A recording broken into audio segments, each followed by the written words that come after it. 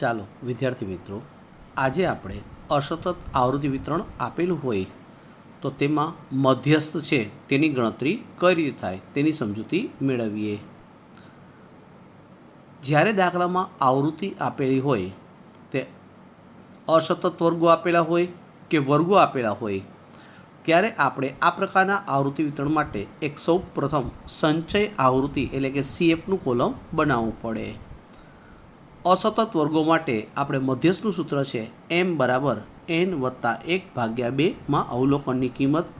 આ અવલોકન આપણે CFમાં જોવું. ચાલો આપણે ઉદાહરણ 20ની સમજૂતી મેળવીએ. એક મહિનામાં એક વર્ગમાં ગેરહાજર રહેતા વિદ્યાર્થીની નોંધ છે તે નીચેના કોષ્ટકમાં આપેલી છે. વિદ્યાર્થી દીઠ ગેરહાજર દિવસોની સંખ્યાનો મધ્યસ્થ શોધો. અહીંયા વિદ્યાર્થી ગેરહાજર દિવસોની સંખ્યા એટલે કે એક્સમાં આપણને 0, 1, 2, 3, 4 ને 5 આપેલ છે. વિદ્યાર્થીની સંખ્યા એટલે કે એફમાં આપણને 8, 12, 18, 9, 5 અને 1 આપેલ છે. સૌપ્રથમ આપણે મધ્ય શોધવા માટે સંચય આવૃત્તિ એટલે કે CFનું કોલમ બનાવીશું. CF બનાવવા માટે આપણે જે આવૃત્તિઓ આપેલી છે તે ક્રમ અનુસાર તેનો સરવાળો કરતાં આપણને સંચય આવૃત્તિ મળી જશે. સૌપ્રથમ આવૃત્તિ 8 મળશે, ત્યાર પછી 8 + 12 એટલે કે આપણને 20 મળશે, ત્યાર પછી 8, 12 અને 18 એટલે કે 38 મળશે, ત્યારબાદ આપણને 8, 12, 18 અને 9 એટલે 47 મળશે, ત્યાર પછી આપણને 8, 12, 18, 9 અને 5 તેનો સરવાળો કરતાં આપણને 52 મળશે અને અંતમાં 8, 12, 18, 9, 5 અને 1 તેનો કુલ સરવાળો આપણને 53 મળશે. આ રીતે આપણે સંચય આવૃત્તિનું કોલમ બનાવ્યું.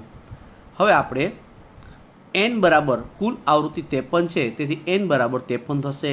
હવે આપણે મધ્યસ્થના સૂત્રમાં કિંમત મૂકી દઈએ તો m=n+1/2 અવલોકન. n એટલે કે 53 + 1 એટલે કે 54 એને ભાગ્યા 2 કરતાં આપણને 27મું અવલોકન આપણે CFમાં જોવું પડશે. 27મું અવલોકન આપણે 38ની સામે આવે છે તેથી આપણો મધ્યસ્થ છે 38ની સામે એટલે કે અવલોકન આપણને 3 મળે છે તેથી આપણે મધ્યસ્થ 2 મળે છે તેથી આપણે મધ્યસ્થ છે તે 2 ગણાશે. ચાલો ઉદાહરણ નંબર 21ની સમજૂતી મેળવીએ. જુદા જુદા ટાઈપિસ્ટોને એક રિપોર્ટ ટાઈપ કરવા માટે લાગેલો સમય નીચે મુજબ છે. આપણે મધ્ય શોધવાનો છે. અહીંયા અવલોકનો આપણને 10, 11, 12, 13 અને 14 આપેલ છે. ટાઈપિસ્ટોની સંખ્યા એટલે કે F આપણને 5, 7, 8, 15 અને 5 આપેલો છે. જ્યારે દાખલામાં આવૃત્તિ આપેલી હોય ત્યારે મધ્યસ્થ શોધવા માટે સૌપ્રથમ CF સંચય આવૃત્તિનું કોલમ બનાવીએ. તો CFનું કોલમ આપણે સૌપ્રથમ 5 + 7 એટલે કે 12 મળશે, 5, 7 અને 8 એટલે કે 20 મળશે, 5, 7, 8 અને 15 એટલે કે 35 મળશે, 5, 7, 8, 15 અને 5 એટલે આપણને 40 મળશે. હવે આપણે મધ્યસ્થનું સૂત્ર અપનાવીએ. અહીં m=n+1/2 એટલે કે 40+1 એટલે કે 41/2 કરતાં આપણને 20.5 મળશે. અહીંયા વિદ્યાર્થી મિત્રો પોઈન્ટ પછી 5 આવતા હોવાથી આપણે 20મું અવલોકન વત્તા 21મું અવલોકન ભાગ્યા 2 તેમ દર્શાવશો તો પણ ચાલશે. આપણે 20મું અવલોકન છે તેની સામે જોતાં CFમાં આપણે 12 મળે છે અને 21મા અવલોકનની સામે CFમાં જોતાં આપણને 13 મળે છે એટલે કે 12 + 13/2 એટલે કે 12.5 આપણો જવાબ થશે. ચાલો નેક્સ્ટ હવે આપણે સતત આવૃત્તિ વિતરણ આપેલ હોય એટલે કે જ્યારે વર્ગો આપેલા હોય ત્યારે. વર્ગોમાં આપણને 2 પ્રકારના વર્ગો આપેલા હશે, નિવારક વર્ગ અને અનિવારક વર્ગ. હંમેશા મધ્યસ્થ શોધતી વખતે નિવારક વર્ગો બનાવવા પડે. જો અનિવારક વર્ગ હોય તો તેને પણ આપણે નિવારક વર્ગ બનાવવો પડે. તેના માટેનું સૂત્ર છે જ્યારે વર્ગો આપેલા હોય ત્યારે હંમેશા મોટા સૂત્ર આવે. તો મધ્યસ્થનું અહીં સૂત્ર થશે m=l+n/2 CF/F × C. અહીંયા L બરાબર મધ્યસ્થ વર્ગનું અધસીમા બિંદુ થશે CF એટલે અગાઉની સંચય આવૃત્તિ થશે, F એટલે મધ્યસ્થ વર્ગની સામેની આવૃત્તિ અને C બરાબર મધ્યસ્થ વર્ગની વર્ગ લંબાઈ થશે. ચાલો આપણે ઉદાહરણ 22 દ્વારા મધ્યસ્થની સમજૂતી મેળવીએ. એક બેંકમાં દર દિવસે ભરાયેલા ચેકની સંખ્યાનું આવૃત્તિ વિતરણ નીચે પ્રમાણે છે. અહીંયા આપણને વર્ગો ચેકની સંખ્યા 0 થી 39, 40 થી 79, 80 થી 119, 120 થી 159, 160 થી 199. દિવસોની સંખ્યા એટલે કે F આપણને આપેલ છે 2, 14, 23, 7 અને 4. આપણે મધ્યસ્થ શોધવાનો છે.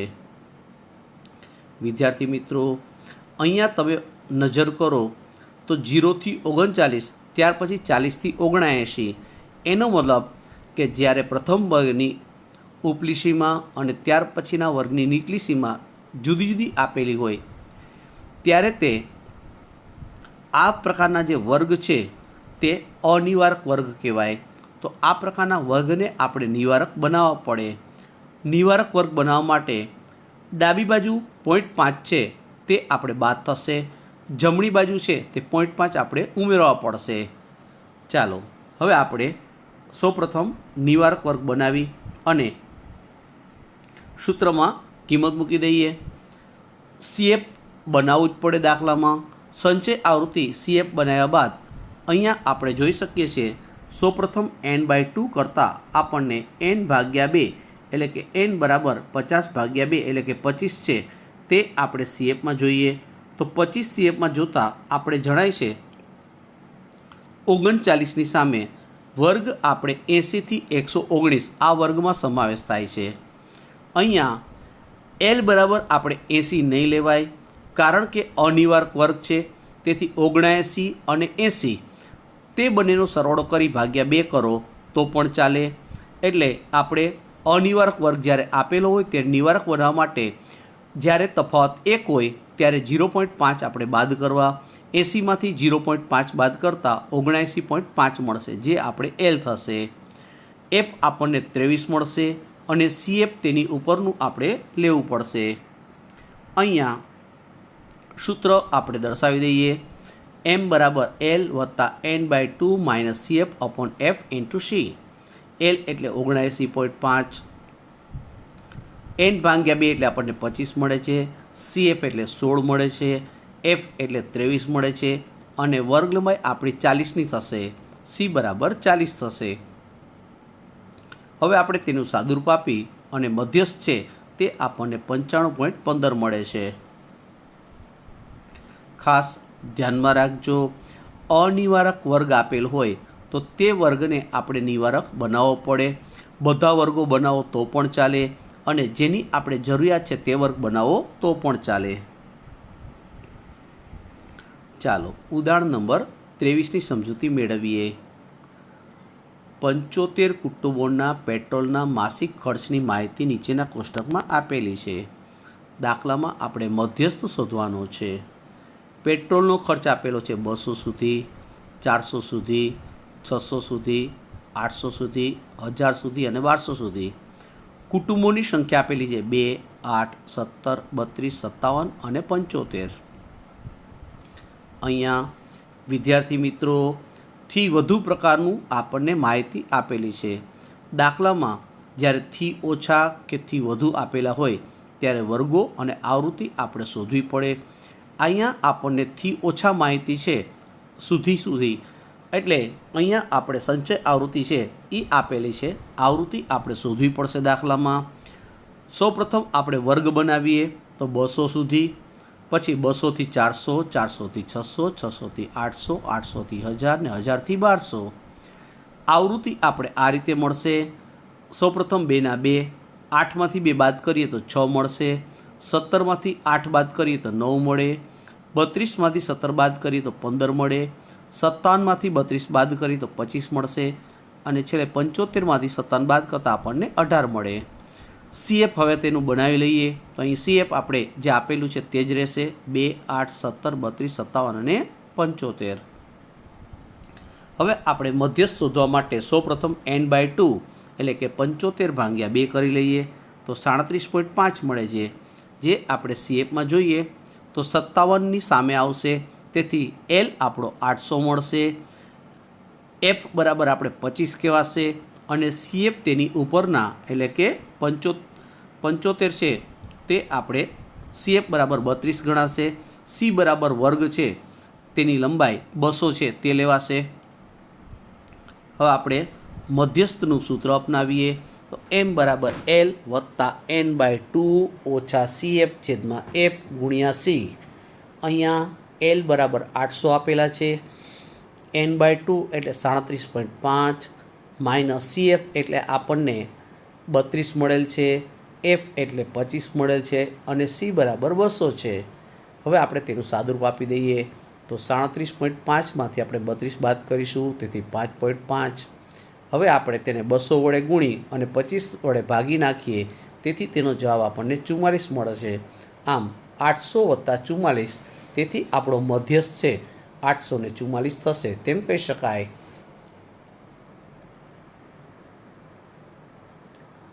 આ તમામ પ્રકારના જે મધ્યસ્થના દાખલાઓ છે તે આપણે ધોરણ 10માં શીખી જ ગયા છીએ બાળકો. અહીંયા ફક્ત રિવિઝન છે, આપણે પ્રેક્ટિસ કરવાની છે, ખાસ ધ્યાનમાં રાખો. ચાલો ઉદાહરણ નંબર 24 જોઈએ. એક શહેરમાં જુદા જુદા દિવસે માપેલું હવાનું પ્રદૂષણ સ્તર નીચે મુજબ આપેલું છે. આપણે મધ્યસ્થ શોધવાનો છે. પ્રદૂષણનું સ્તર છે 250 કે તેથી વધુ, 270 કે તેથી વધુ, 290 કે તેથી વધુ, 310 કે તેથી વધુ, 320 કે તેથી વધુ, 330 કે તેથી વધુ, 340 કે તેથી વધુ. દિવસોની સંખ્યા આપણને 150, 133, 108, 74, 41, 20 અને 7 આપેલી છે. ફરી વિદ્યાર્થી મિત્રો ખાસ ધ્યાનમાં રાખો, જ્યારે દાખલામાંથી વધુ પ્રકારની માહિતી આપેલી હોય ત્યારે આપણે વર્ગો બનાવવા પડે અને આવૃત્તિ છે તે પણ શોધવી પડે અને ત્યાર પછી તેનું સંચય આવૃત્તિ એટલે કે CF છે તે આપણે બનાવવું પડે. ચાલો આપણે વર્ગો છે આ રીતે બનશે. 250 કે તેથી વધુ એટલે કે 270 સુધી છે, તેથી 250થી 270. બીજો વર્ગ આપણો 270થી 290 બનશે.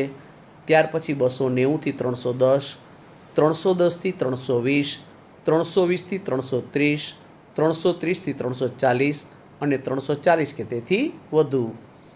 આવૃત્તિ આપણે શોધવી પડશે. 150માંથી આપણે 133 બાદ કરતાં પ્રથમ આવૃત્તિ આપણને 17 મળશે.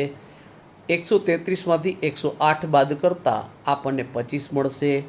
108માંથી 76 બાદ કરતાં આપણને 32 મળશે. 76માંથી 41 બાદ કરતાં આપણને 35 મળશે. 41માંથી 20 બાદ કરતાં આપણને 21 મળશે અને 20માંથી 7 બાદ કરતાં આપણને 13 મળશે અને અંતમાં 7 જેમ છે તેમ જ રહેશે. જ્યારે થી વધુ પ્રકારની માહિતી આપેલી હોય ત્યારે રકમમાં આપણને 150 જે સરવાળો આપેલો છે તેટલું આપણે ટોટલ થઈ જવો જોઈએ. થી ઓછા પ્રકારની માહિતી આપેલી હોય તો સરવાળો અંતમાં હોય, થી વધુ પ્રકારની માહિતી છે તેમાં સરવાળો ઉપર આપેલો હોય એટલે કે ડાબી બાજુ આપણને પ્રથમ મળેલો હોય. હવે આપણે CF બનાવી નાખીએ. સૌપ્રથમ 17, 17 વત્તા 25 એટલે 42, 42 વત્તા 32 એટલે 74, વત્તા 35 એટલે 109, વત્તા 21 એટલે 130, વત્તા 13 એટલે 143, પ્લસ 7 એટલે 150. ચાલો હવે આપણે સૌપ્રથમ અહીંયા N/2 કરી લઈએ તો 150 ટોટલ છે, તેને ભાગ્યા 2 કરતાં આપણને 75 મળે છે. અહીંયા 75 આપણે CFમાં જોઈ લઈએ તો 75 છે 109ની સામે આવે છે, તેથી આપણે L બરાબર 310 થશે, F બરાબર 35 મળશે અને CF છે તે આપણને 74 મળશે. વર્ગલામાં આપણી 10ની થશે. હવે આપણે સૂત્રમાં કિંમત મૂકી દઈએ. આપણું મધ્યસ્થનું સૂત્ર છે. વર્ગો જ્યારે આપેલા હોય ત્યારે મોટા સૂત્ર M બરાબર L વત્તા N/2 માઇનસ CF છેદમાં F ગુણ્યા C. હવે આપણે તેમાં કિંમત મૂકી દઈએ. L એટલે 310, N/2 એટલે 75, CF એટલે 74, F એટલે 35 અને ગુણ્યા વર્ગ લંબાઈ છે 10ની. હવે તેનું આપણે સાદુરૂપ આપી દઈએ તો આપણને મધ્યસ્થ છે ફાઇનલ 310.29 મળે છે. પોઈન્ટ પછી આપણે બાળકો 2 અંક રાખવા, 2થી વધારે અંકની આપણે જરૂર હોતી નથી. અને જ્યારે ત્રીજો અંક છે 5 કે 5 કરતાં વધારે હોય તો બીજા અંકમાં તેટલા 1 ઉમેરી દેવો, ખાસ ધ્યાનમાં રાખજો. કેટલું સરળ છે મધ્યસ્થ. હવે તેના આપણે લાભ જોઈ લઈએ. મધ્યસ્થના લાભો અને ગેરલાભો. પરીક્ષામાં કેટલા માર્કમાં પૂછે છે તે અગત્યનું છે. 2 માર્કમાં પૂછે તો 2 લાભ લખવા, 3 માર્કમાં પૂછે તો 3 લખવા, અને છતાં 1 કે 2 છે વધારે લખો તો કોઈ ફેર પડતો નથી. ચાલો મધ્યસ્થના લાભો જોઈએ. નંબર 1, ગણતરી કરવામાં સરળ છે, સમજવામાં સરળ છે. નંબર 2, તે નિરીક્ષણથી મેળવી શકાય છે. નંબર 3, આલેખની મદદ વડે પણ આપણે મધ્યસ્થ શોધી શકીએ છીએ. નંબર 4, જ્યારે આવૃત્તિ વિતરણ છે ખુલ્લા છેડાવાળું આપેલું હોય તો ત્યારે પણ આ રીત છે તે આપણને એટલે કે મધ્યસ્થ આપણે શોધી શકીએ છીએ. નંબર 5, અતિ મોટા અવલોકનો હોય કે અતિ નાના અવલોકનો હોય તેની અસર ખૂબ જ ઓછી જોવા મળે છે. નંબર 6, કેટલીક માહિતી જો ખૂટતી હોય તો પણ આપણે મધ્યસ્થ છે તે શોધી શકીએ છીએ. હવે આપણે તેના ગેરલાભો જોઈએ. તે ચોક્કસ રીતે વ્યાખ્યાયિત થયેલ નથી. નંબર 2, તે બધા અવલોકનો પર આધારિત હોતું નથી. નંબર 3, વિશેષ બેઝિક ક્રિયાઓ માટે તે અનુકૂળ નથી. નંબર 4, મધ્યકના પ્રમાણમાં તે ઓછું સ્થિર છે. વિદ્યાર્થી મિત્રો, મધ્યસ્થની સરસ મજાની પ્રેક્ટિસ કરશો તો તમને તેના જેવા જ બીજા જે માપો છે, અન્ય માપો છે તેના જેવા જ છે.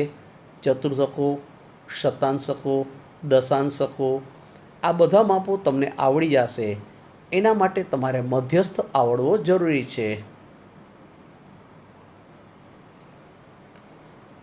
ચાલો હવે આપણે મધ્યસ્થમાં જોયું. મધ્યસ્થ એટલે અવલોકનો છે તેના 2 સરખા ભાગ કરે તેને આપણે મધ્યસ્થ કહેવાય. હવે આપણે આ જ પ્રકારના જે માપો છે સૌપ્રથમ આપણે ચતુર્થકો વિશે માહિતી મેળવીએ. અવલોકનોને ચડતા ક્રમમાં ગોઠવવામાં આપવામાં આવે છે. ચડતા ક્રમમાં ગોઠવ્યા બાદ જે અવલોકનો છે 4 સરખા ભાગ કરે. કેટલા ભાગ કરશે બાળકો? 4 સરખા ભાગ કરે તો તેને ચતુર્થકો કહેવામાં આવે છે. ચતુર્થકોની સંખ્યા છે આપણને 3 મળે છે. ચતુર્થકો કેટલા મળે છે? 3. ભાગ 4 થશે પણ ચતુર્થક આપણને 3 મળશે. પ્રથમ ચતુર્થક જેને આપણે સંકેતમાં Q1 વડે દર્શાવીશું. બીજો ચતુર્થક એટલે કે મધ્યસ્થ કહેવાય એટલે કે Q2 થશે. ત્રીજો ચતુર્થક એટલે કે Q3 થશે. વિદ્યાર્થી મિત્રો, Q1 એટલે 25% કિંમતો હોય તેનાથી ઓછી હોય. 25%થી Q1 અને Q2ની કિંમત છે તે હોય એટલે કે વચ્ચેની કિંમત મળે, અને Q2 અને Q3 તેની પણ કિંમત વચ્ચે 25%ની મળે. આમ Q1 અને Q3 તેની વચ્ચેનું અંતર છે તે 50% હોય છે. આમ આપણે મધ્યસ્થ એટલે 2 સરખા ભાગ કરે. આમ આપણે જોઈ શકીએ છીએ કુલ 100% હોય, 2 સરખા ભાગ કરી એટલે કે મધ્યસ્થ આપણને બંનેના 50-50%. આમ સૌથી ઓછી કિંમત ધરાવતા હોય અને સૌથી વધુ કિંમત ધરાવતા હોય તેની વચ્ચેનું માપ એટલે કે મધ્યસ્થ, અને તેના પાછા આપણે 2 ભાગ કરીએ તો આપણને 25-25-25%ના આ રીતે કુલ 4 ભાગ પડશે. તો ચતુર્થકો આપણને 3 મળે. પ્રથમ ચતુર્થક એટલે Q1, બીજો એટલે Q2 અને ત્રીજો એટલે Q3. આમ M બરાબર Q2 થાય. સૌથી ઓછી કિંમત હંમેશા ડાબી બાજુ મળે, સૌથી વધુ કિંમત હંમેશા જમણી બાજુ મળે. ખાસ ધ્યાનમાં રાખજો. આવી જ રીતે આ ચતુર્થકો પછી આપણે દશાંશકો છે તેની માહિતી મેળવીએ. દશાંશકો એટલે અવલોકનોને ચડતા ક્રમમાં ગોઠવ્યા બાદ જે માહિતીના 1 સરખા 10 ભાગ કરે. મધ્યસ્થમાં 2 ભાગ થાય, ચતુર્થકમાં 4 ભાગ થાય, દશાંશકમાં 10 ભાગ થાય. ચતુર્થક એને આપણે ક્યુ વડે દર્શાવ્યા, જે રીતે દશાંશક છે તેને આપણે ડી વડે દર્શાવીશું. પ્રથમ દશાંશકને D1, બીજાને D2. આ રીતે આપણને કુલ 9 દશાંશક મળે છે. તો આપણે D1, D2, D3 અને D9 સુધી એટલે કે આપણને 9 દશાંશકની સંખ્યા મળશે. આપણે પાંચમો દશાંશક હોય તેના બરાબર મધ્યસ્થ થાય અને તેના બરાબર બીજો ચતુર્થક થાય. ચાલો હવે શતાંશકોની વ્યાખ્યા જોઈએ. અવલોકનોને ચડતા ક્રમમાં ગોઠવ્યા બાદ માહિતીના એક સરખા 100 ભાગ કરવામાં આવે. 100 ભાગ થાય ત્યારે આપણને શતાંશકો મળે છે. શતાંશકોની સંખ્યા આપણને 99 મળે છે. સંકેતમાં તેને P વડે દર્શાવાય છે. આપણે પ્રથમ શતાંશક એટલે કે P1, બીજો એટલે P2, ત્રીજો શતાંશક એટલે P3. આ રીતે P99 સુધી આપણને મળે છે. અહીંયા આપણે તેના સૂત્રો જોઈએ. સંકેત આપણે પ્રથમ, બીજો, ત્રીજો માની લો કે 99 સુધી હોય તો આપણે સંકેતમાં 1 થી 99 એટલે કે એને જે વડે દર્શાવી દઈએ. આપણે તેના સૂત્રો જોઈએ. અવર્ગીકૃત માહિતી આપેલી હોય કે અસતત વર્ગો આપેલા હોય ત્યારે ક્યુ જે બરાબર અહીંયા જે એટલે પ્રથમ ચતુર્થક હોય તો 1 મૂકવો, બીજો હોય તો 2 મૂકવાના, ત્રીજો હોય તો 3 મૂકવાના. જે કૌંસમાં n+1/4. દશાંશકમાં જે કૌંસમાં n+1/10. અહીંયા જે બરાબર 1 થી 9 હોઈ શકે. અને શતાંશકમાં હોય તો જે કૌંસમાં n+1/100. અહીંયા જે બરાબર 1 થી 99 જે તમને માગે તે હોઈ શકે. જ્યારે વર્ગો આપેલા હોય એટલે હંમેશા મોટા મોટા સૂત્ર બાળકો. એનું સૂત્ર છે આપણને ક્યુ જે બરાબર L + જે કૌંસમાં n/4 - CF/F/C. મધ્યસ્થ જેવા જ સૂત્ર છે. મધ્યસ્થમાં આપણે 2 વડે ભાગીએ છીએ, ચતુર્થકમાં 4 વડે, દશાંશકમાં 10 વડે અને શતાંશકમાં 100 વડે ભાગીએ છીએ. જેટલામાં ચતુર્થક, દશાંશક, શતાંશક કે જે તેટલામી સંખ્યા. ધારો કે તમને એમ કહે છે કે 8મો દશાંશક શોધો તો અહીંયા જે બરાબર આગળ 8 મૂકી દેવાના. ધારો કે તમને એમ કે ત્રીજો ચતુર્થક શોધો તો અહીંયા જે બરાબર તમારે 3 મૂકવા. ખૂબ જ સરળ છે આ દાખલાઓ બાળકો. મધ્યસ્થ તમને આવડી જશે તો આ દાખલાઓ છે તે ખૂબ જ તમને સરળ પડશે. ચાલો હવે આપણે આ સૂત્ર પર આધારિત દાખલાઓ છે તેની ગણતરી કરીએ. ઉદાહરણ નંબર 25. એક બેટ્સમેને 20 ઇનિંગનો સ્કોર કરેલ રન દર્શાવતી માહિતી આપેલી છે. Q1 એટલે કે પ્રથમ ચતુર્થક, D7 એટલે કે 7મો દશાંશક, P49 એટલે કે 49મો શતાંશક શોધવાનો છે. અહીંયા આપણને અવલોકનો આપેલા છે 32, 28, 47, 63. આ રીતે બધા અવલોકનો આપેલા છે. આપણું પ્રથમ સ્ટેપ બાળકો, મધ્યસ્થ કે તેના જેવા માપો, મધ્યસ્થ, ચતુર્થકો, શતાંશકો, દશાંશકો જ્યારે શોધવાના હોય ત્યારે હંમેશા અવલોકનો છે તેને ચડતા ક્રમમાં ગોઠવવા પડે. તો આપણું પ્રથમ સ્ટેપ, અવલોકનને આપણે ચડતા ક્રમમાં ગોઠવી દઈએ. 9, 10, 10, 14, 28, 29, 31, 32, 40, 47, 53, 54, 60, 62, 63, 67, 71, 80, 96, 139. અહીંયા આપણને કુલ 20 અવલોકનો આપેલા છે. તેથી n બરાબર 20 થાય. હવે આપણે Q1 એટલે કે પ્રથમ ચતુર્થક શોધી લઈએ. તેનું સૂત્ર છે આપણે જે કૌંસમાં n+1/4. અહીંયા જે નહીં લખો પ્રથમ ચતુર્થક જે બરાબર 1 થાય, 1 લખવાની જરૂર હોતી નથી. તેથી આપણે n+1/4 લખીશું. n એટલે 20 + 1 એને ભાગ્યા 4. 21/4 કર્યા તેથી આપણને 5.25 મળે છે. જ્યારે વિદ્યાર્થી મિત્રો પોઈન્ટમાં જવાબ આવે ત્યારે આપણે આ રીતે ગણતરી કરવી પડશે. સૌપ્રથમ પાંચમું અવલોકન વત્તા 0.25 કૌંસમાં 0.25ને ટૂંકમાં ગુણાકારમાં થશે કૌંસ એટલે છઠ્ઠું અવલોકન માઇનસ પાંચમું અવલોકન. હવે આપણે સૂત્રમાં કિંમત મૂકીએ. ચડતા ક્રમમાં પાંચમું અવલોકન જોઈએ તો 28 છે વત્તા 0.25 છઠ્ઠું અવલોકન આપણને 29 મળે છે માઇનસ પાંચમું અવલોકન આપણે 28. 29માંથી 28 બાદ કરતાં આપણને 1 મળે છે. 1 ગુણ્યા 0.25 એટલે કે 0.25 થશે. હવે આપણે 28માં 0.25 ઉમેરીએ તો આપણે 28.25 મળી ગયા.